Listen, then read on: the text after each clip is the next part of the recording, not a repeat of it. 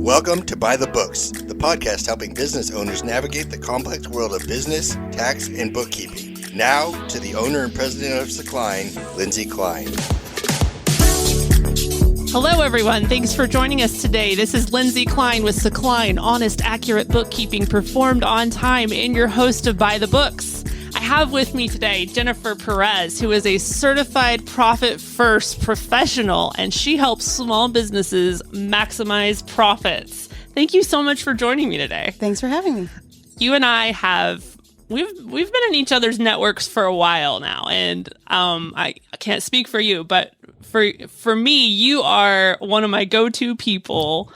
I have been so excited to have you in my network because you've been a wealth of knowledge and just a great resource to have. And I love your passion for helping small businesses, which of course is my passion as well. So we have great synergy in that, and we've helped each other's clients. So it's been a great relationship. So I'm really glad that we're finally doing this because we've been talking about it for a while. Oh, yeah, I know. I think life keeps happening. But I think that's kind of what drew me to you when we first met, is because I was like, oh my gosh, I found a bookkeeper that reminds me of me, because I used to be a bookkeeper. And it was just like, we're on the same page. We have a similar personality. We're like peanut butter and jelly. You know, we go so well together. So I was super excited. You have no idea when we first met. And I remember our first lunch we had together. It ended up going like 3 or 4 hours long, but it was great. If I didn't have another meeting, I think it probably could have gone longer. I think so too.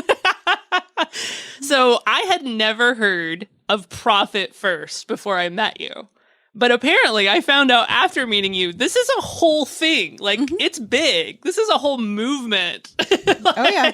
So you had been encouraging me to read the book for a while. And I didn't do it until, I guess, last month when I was driving to San Antonio. I downloaded the audiobook and I finally listened to it. And I had heard you talk about the principles and the general concepts. It didn't necessarily click all that much with me, but listening to the book, I was like, this is awesome. I think I even texted you. Like, yes, oh my you gosh, did. this is so good. Yes, on the way to San Antonio. I know. So sum it up for people that don't have a clue what Profit First is. Just summarize. What is it? Basically, it's a behavior-based cash management system that drives profit intentionally in your business. So I like to tell people about the formula. A lot of us know, especially if you're in the accounting world, that your revenue minus your expenses equals your profit, right? But we kind of we're missing that human behavior factor of that. And a lot of us do what's called bank balance accounting. And so we're going to check our bank accounts to see what the balance is and making decisions on that versus reading and understanding our income statement or balance sheet, et cetera. And so with this method, we are really taking that formula, and while the numbers are the same, the math is the same, we're taking our revenue minus our profit, and what's left over is expenses. So therefore, profit first. And so it's really just a method to help businesses really drive profit intentionally in their business while making sure that they, as the owner, are paid well and fairly, and that they have a deeper awareness of their expenses while saving for taxes on top of it. So it's really, when I listened to it, I guess what really hit home for me was that he's trying to create, or has created, a system that works with our human psychology. Because he said, psychologically, we're going to spend up to the max. And so that's where he's basically, I mean, correct me if I'm wrong, he's basically created the envelope system using bank accounts. Yes. Right? Yes. Is that fair to say? Yeah. You know, the old envelope system that we've heard about, where you have one envelope for your mortgage payment and one for groceries and, you know, one for vacation savings or what have you. So essentially, it's doing that with bank accounts to make sure that you have a profit because you've put everything aside to where it needs to go in its bucket or its envelope, and making sure that at the end of the month, you don't have anything left to spend on that expendable stuff, because when you look at your main bank account, there might just be a little bit of money in there, and basically applying that psychology that you're going to spend up to what you have. And if it's not in there, you won't spend it. Right. What you're talking about is Parkinson's law. So it can be in not just money, but time as well. The more time or money you have, the more you're going to spend. Even in our personal lives, we get a pay raise, we start making more money, and all of a sudden our lifestyle increases. Right. So it's kind of that same line. That's why if we are putting profit first and then what's left over is what we're spending, then it's a lot easier to make sure you're sticking to that and making sure that we are having a profitable business on a permanent basis versus just the paycheck to paycheck that a lot of us do, especially when we first start a business. It is definitely a change in mindset because a lot of business owners, and he talks about this, are wired to think about the top line, the revenue, and driving that revenue, growing that business. He encourages business owners to change the way we look at our business and focus on the bottom line instead, making sure that we're actually profitable. And that's different. That's a different business strategy. When you start making sure you're profitable versus growing sales, you gotta change how you spend some of your time and what you're looking at. And so that actually helped me to shift where I focused so much of my attention. And I did start looking more at how can I actually make sure I'm in the black at the end of the month rather than how I grew that top line, how I grew my sales. Right. So it's a shift. It's a change in thinking. And you say that you focus on the bottom line, but ultimately, if you're focusing on the top line, you're focusing on the expenses, it all leads to the bottom line, right? Yes. So your price margin, your expenses, how much you're paying people. I mean, all of these things ultimately factor with the bottom line, which is your profit. So there's a lot more, of course, advanced strategies on, diving deeper into those expenses, increasing your price margin, looking at how much you need to make in revenue to support your personal lifestyle. And so there's a lot of that reverse engineering that we can do. But ultimately, that bottom line is the focus, because if we are not making profit, we have a net loss. That's not a good thing to have when you're in a business, especially if you are running a business and that's what supports your lifestyle. It's not just a side gig. When you treat it like a business, and you need that to be able to pay for your personal. I think that it is, by and large, and I will include myself in this way of thinking prior to reading the book, was that, yes, I'm going to take a loss, but you have to spend money to make money. So you got to grow that revenue. You got to make sure you're growing, even if at the end of the day you're not in profit. You've grown your business and we got to spend money to make money. We'll get there eventually. I think that's the mindset that a lot of us business owners have. And basically he takes that way of thinking and shakes it up. Like, no, you can be profitable all along the way. Right. So and the easiest thing to do to start driving profit intentionally in your business is to open up another bank account. It could be checking, savings, whatever works for you, and just start immediately moving 1% of all revenue into that account. If you do nothing else that you read from the book or learn from a Profit First professional, just start literally saving that money before you do anything else with it. If you get paid $1,000, that's $10. You move that aside, you now have $990 to spend on the rest of your business, including paying yourself and paying taxes. So if you can start doing that and then start increasing that amount gradually, you are driving profit intentionally, and you hopefully, if you started this when you first started your business, will never have a loss in your business. Right. Yes, that's the goal.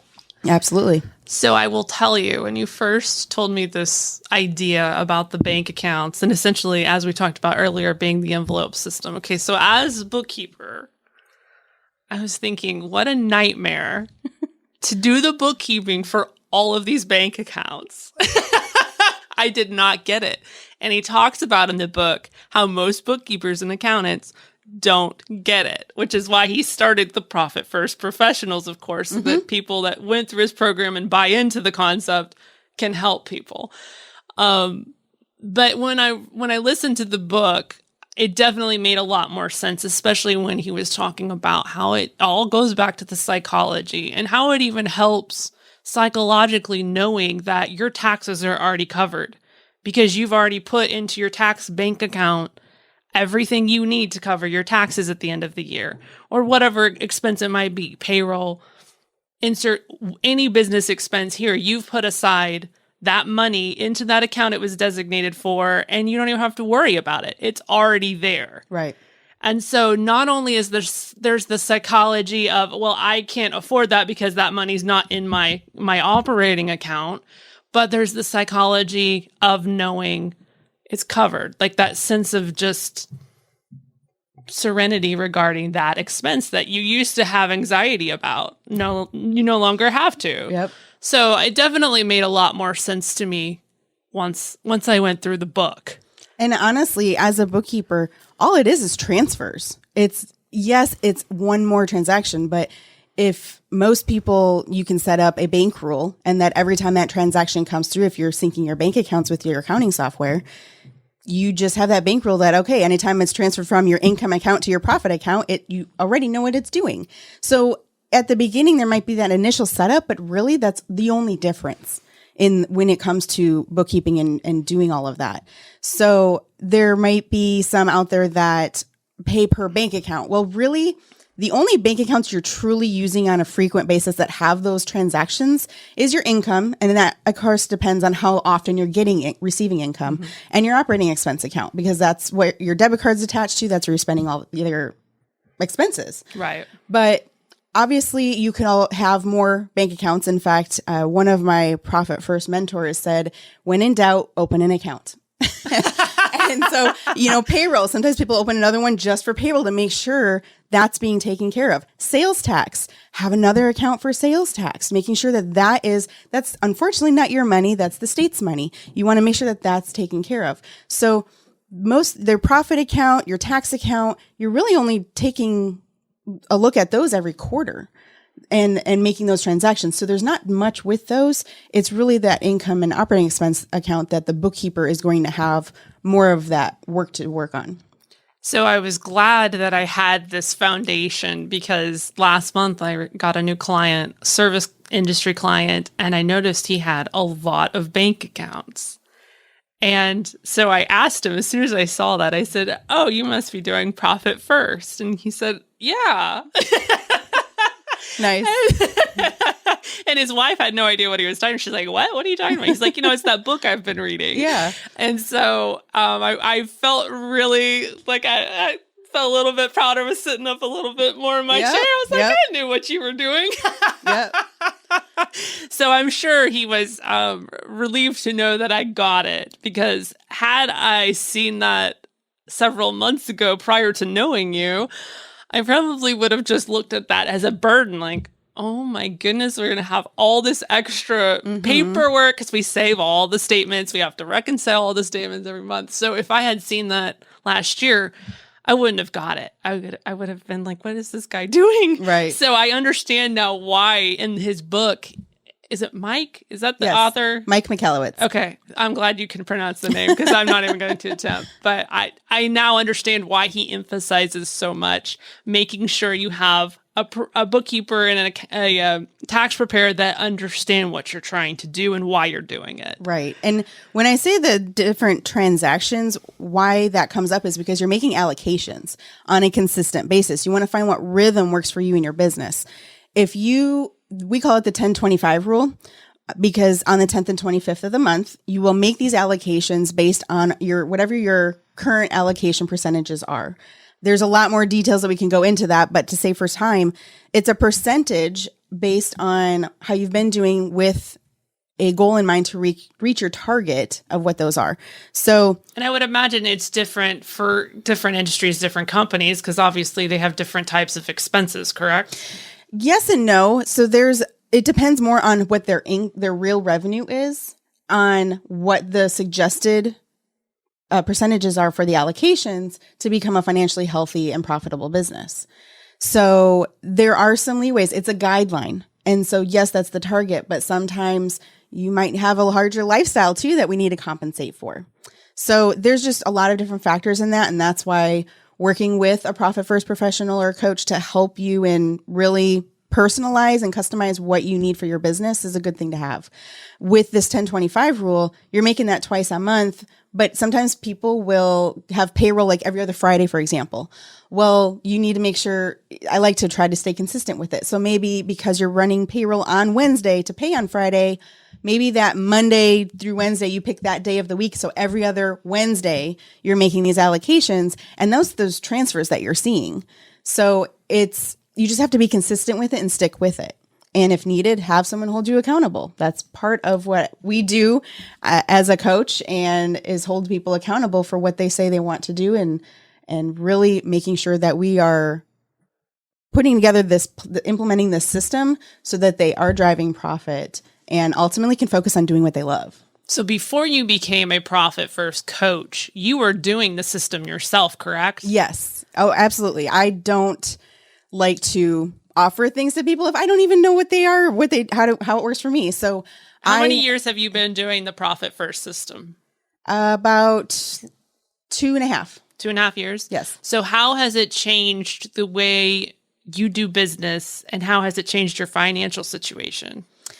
So my background is in bookkeeping. And so back when I first implemented it, I was offering bookkeeping services, and without changing pricing, my processes, anything, just implementing Profit First, I was increasing how much I was paying myself. That was my question was, well, okay, I'm making profit with, like, how much should I pay myself? And that's what led me to read the book Profit First. After 3 months of implementing that, paying myself more, I had money saved for taxes that I never thought I really needed to do. I just thought, hey, it's going to become a bill and I'll pay for that. Having a deeper awareness of my expenses, which I thought I already had that, and it just took it to a whole nother level. And then, of course, I was now driving profit intentionally. So when I've of course kind of reversed roles, that I now focus on the coaching piece instead of the bookkeeping, that I can now factor that into my pricing. I make sure that my profit is part of the price I come up with for my services. So there's a lot more advanced strategies I've implemented as well that's helped that grow drastically and increase that profit amount. So it's no longer that 1%, it's grown. Taxes, I don't even have to think about. And it's just a lot more of focusing on helping my clients and growing the business versus, how can I pay the bills or things like that. So it's that system. A lot of it is automated. I just, my system is every week because I want to do it that often. I just do every week, every Monday, and I make those allocations, and that is what it is. The nice thing too is on the income account, if you have goals and you need to have $10,000 to be able to cover your expenses for that month or week or whatever, if you're only at $8,000 and you're like, ooh, I'm supposed to be making these allocations next Monday, it's Tuesday. Okay, that's great. I got a good portion of it done, but I still have $2,000. So what can I do to make $2,000 more to make sure I have that $10,000 by the time I need to make allocations? Mm-hmm. So there's a lot of things that I've learned along the way, on a big part of it being a Profit First professional, because I have the resources in the community to help with that and a mentor. But it's just helped me grow even more. And of course, being able to offer that knowledge to help my clients further become permanently profitable. So what's the story and what made you decide to become a Profit First coach? So I did bookkeeping for a long time, and I did make the mistake of working too much in my business instead of on it. I was the bookkeeper, and I was working late at night and just never had the time. When I finally hit my max, I was like, wait, I don't have time to outsource it or hire someone or anything. I didn't know what I was doing. And when I was a Profit First professional bookkeeper, I really loved coaching. I have a passion for helping people with their finances. And at the end of 2019, I realized that's my passion. What am I doing? So I took a couple months, put a plan together, and going back, I could have done things differently. I wish I knew you then, because it totally would have been different. I would have been, okay, you're helping my clients and we'll work that out.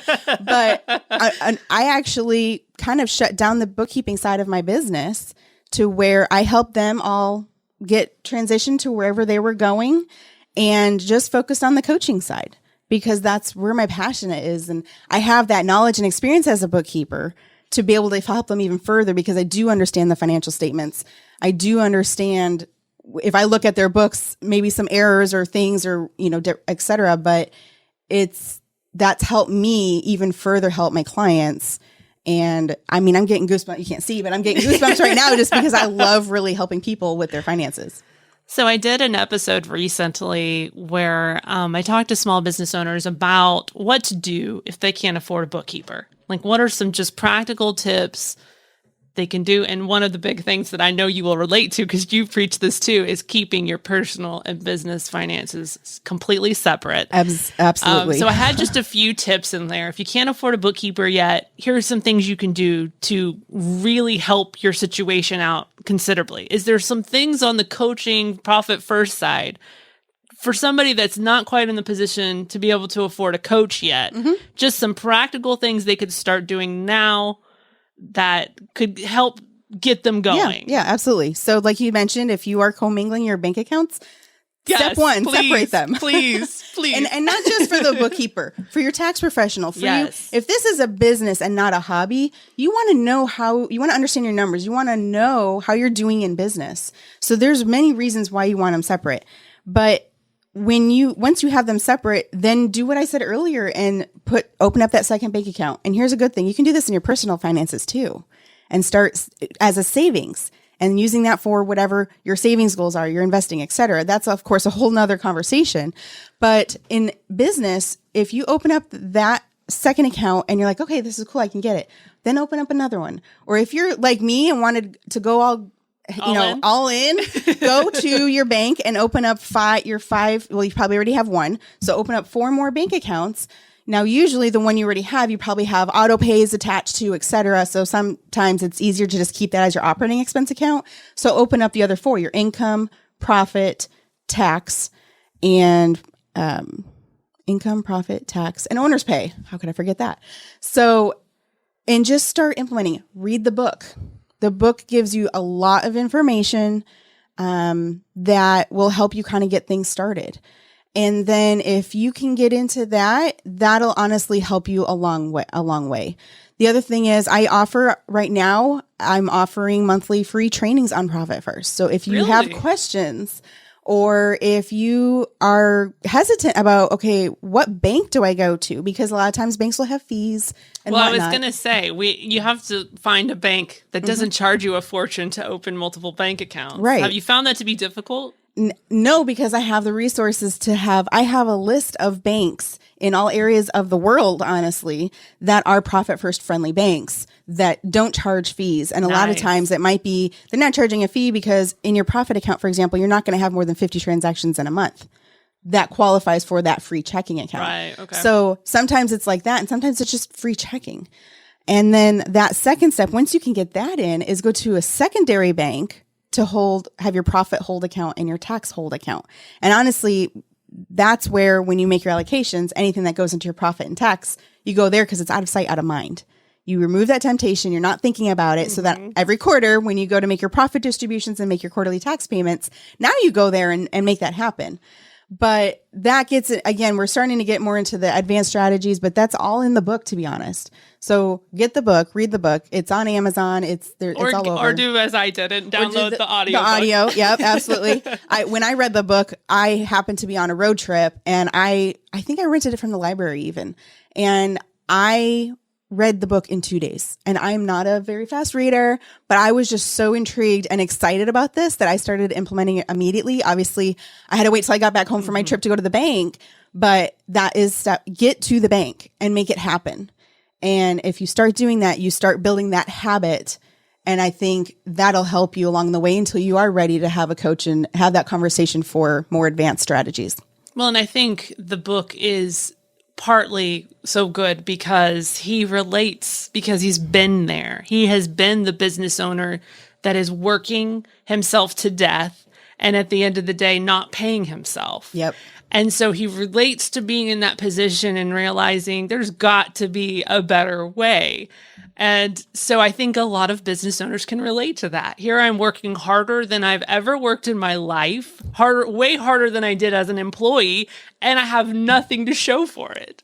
there's so many people in that position. So, Absolutely. and that's kind of what spurred him to try to figure out a system that made sense, that wasn't too difficult to understand, and that he could, implement and actually make money. So I think that's one of the reasons why I really gravitated to the book. I'm like, okay, you get it. You get where I am. Yep, absolutely. And you mentioned it. As owners of businesses, we wear, especially in the beginning, we wear multiple hats.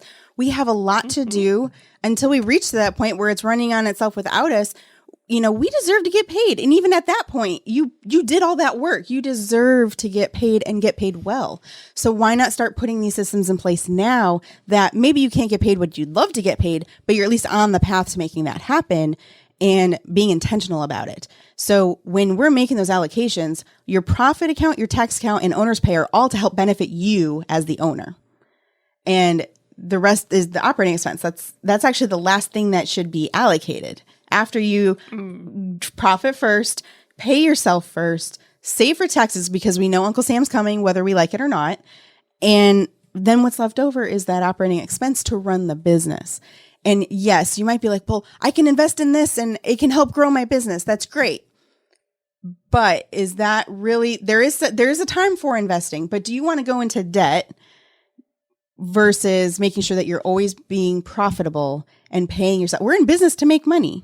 Mm-hmm. So why not pay yourself consistently and reward yourself?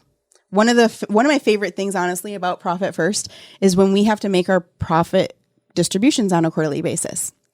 Because every quarter, whatever we have in that profit hold account, we take it from that quarter, half of it I put into an emergency fund, a vault, whatever you want to call that. There's, of course, I literally just posted a blog a couple weeks ago on the 8 uses of profit. So go check, you can check that out and see what other things to use it for. But the other 50% you pay yourself as a profit distribution and use it to celebrate. Whether it's when I first started, I'm going to go get some ice cream because I loved ice cream and it was a smaller amount. But as I've grown, it's now going towards vacations for my family. Nice. And it's just, those are things. And I know that it's because of what I've done in this business and implementing Profit First that we get to enjoy our personal lifestyle as well.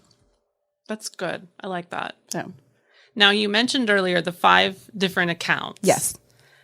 Could you just summarize the difference between income, profit, and owner's pay? Because those sounded to me when I first heard it like it was all the same thing. Sure.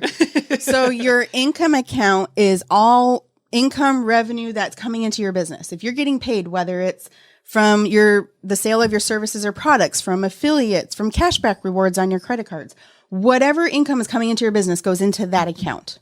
When you're making your allocations, you're using that amount that's in there to then transfer it into those various bank accounts. So when we transfer it to our profit account, that's how we're driving profit intentionally. That then transfers into your profit hold account to be, again, out of sight, out of mind, that we work on those quarterly profit distributions. The tax account is for federal taxes and or the federal income taxes for you as the owner. So if you have payroll, for example, and you have, of course, there's payroll costs to that. Mm-hmm. That is to also kind of help cover that cost because it's a benefit to you as the owner. And then on the owner's account, that's to help cover the cost of paying you, whether you're doing owner's draw or if you are on payroll as an employee to cover your total cost of the payroll, the portion of the payroll. And so all 3 of those are to benefit you because the profit ends up getting some of it back in your pocket, some of it to stay with the business as backup. Mm-hmm. I mean, how many of us went through COVID? And imagine if you had at least 3, 6, 12 months of an emergency fund or a vault built up that you could at least maybe have some time to figure something out. And things in life happen, things in business happen, technology changes, etc. So it's nice to have that cushion. On top of it, the taxes, we don't want to come around at the beginning of the year and have a $30,000 tax bill and now we got to come up with $30,000. Well, wouldn't it be nice if we already had that money saved up? Or even if we only had $25,000, you only have to come up with 5 instead of the whole 30. And what I also like is, let's say you have $35,000 saved up. Now you have $5,000 that you can pay yourself again or put it back into the business. Do what you want with that. But then it's taken care of. You don't have to worry about that. And owner's pay is to cover anything that benefits you as the owner. So if you have a membership to something, if you have a gym membership, for example, and you're, for whatever reason, putting it as a business expense because you want to be on the stage and, I guess there are. If you're a personal trainer, maybe that's legit. Okay. But if you're benefiting, not. Right. But if it's benefiting you, or cell phones, a lot of times, especially in this world, you have a cell phone, and yes, some of that is a business expense, but it's also it's benefiting you as the owner. So that can fall into owner's pay as well. So it's things that benefit you as the owner that sometimes people put as a business expense, whether it's deductible or not is a whole different question. Talk to your tax professional about that. But all of those are to help really focus on paying you as the owner in some form or fashion. Okay. That's a good summarization. But you help people to calculate how much should go into each of these counts, correct? Yes. Okay. So we assess historically what have you been doing and look at what the guidelines are and put together an action plan on, okay, this is what we're going to do. And we're going to take baby steps. If we go too quick, and I personally did this when I first started, I was like, okay, I'm supposed to start saving 5% in profit. I did that. No, if you have not been doing that, start with 1%. And if everything's going well and, next quarter, we just started the fourth quarter, at least at the time of recording this, then move it to 2%. Don't make those huge jumps because then it's going to get messed up. So you want to make those baby steps, and we put together that plan in place so that you know what to do. And if needed, I can have some handholding, provide handholding along the way and the accountability to make sure you're getting that done, and if you have questions on, okay, well, this came up, I can't afford it because I'm now putting money to the profit and owner's pay and taxes, and I don't have enough left over. Well, guess what? We probably need to do an expense analysis because we need to take a deeper look at your expenses to see is there something such as a gym membership? Is there something, a subscription of some sort that you are not using, but you knew you'd want it someday? Well, if so, okay, either cancel it or, you know what? I really do need that. It's going to help me in my business. Give yourself a date. Tell someone about it to hold you accountable to that. And if you don't get started on that date, you need to cancel it. But there sometimes are things that maybe there's a better system out there that costs a little less, or maybe you can downsize. Maybe you can pay for a full year. And business insurance, for example, or any kind of insurance for that matter is a good one. Subscriptions. A lot of times you pay a year, you save money than if you paid monthly. And while, yes, it's more of an upfront cost, it is less overall to help the bottom line of profit. Right. That makes sense.